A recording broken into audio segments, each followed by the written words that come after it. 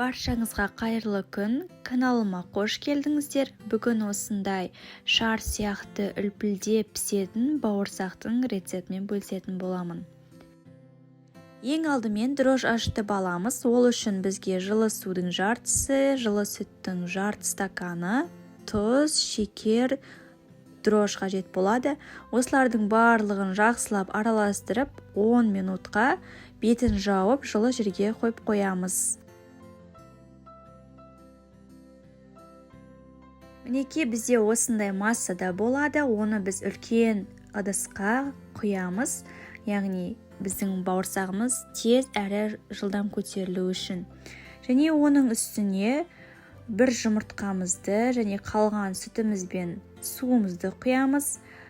3 қасық қаймақ саламыз, немесе майонезді салсаңыздар болады.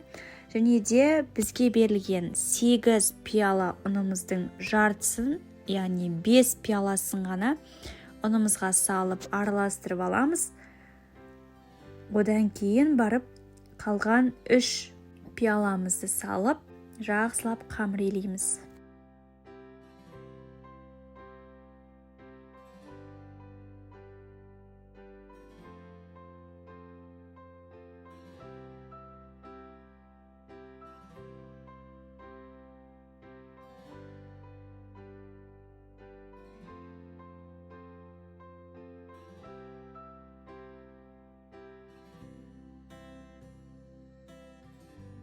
Қамырымыз тездетіп көтерілу үшін жылы жерге 1,5-2 сағатқа қойып қоямыз.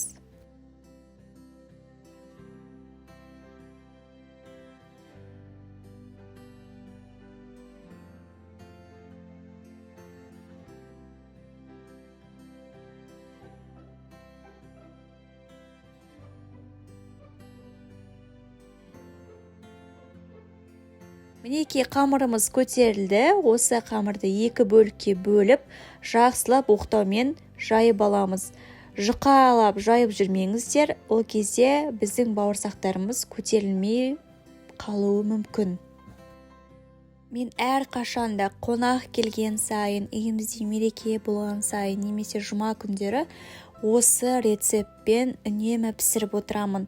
Бұл рецепт маған қатты ұнайды, әр қашанда көңілімнен шығады.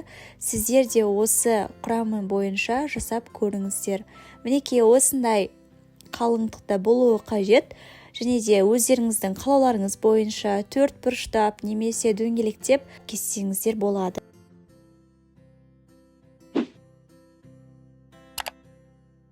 Енді табамызға май құйып, осы бауырсақтарымызды пісіретін боламыз. Және де майымыздың қызғанын осы спичканы салу арқылы білеміз.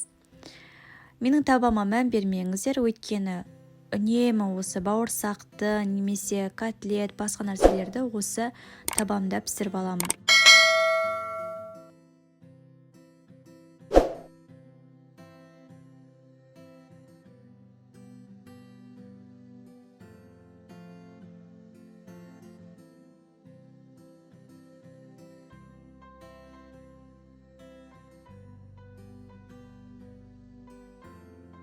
Міне біздің өте дәмді, үлпілдеп піскен бауырсақтарымыз дайын болды. Жақындарыңызды қуантуды ұмытпаңыздар.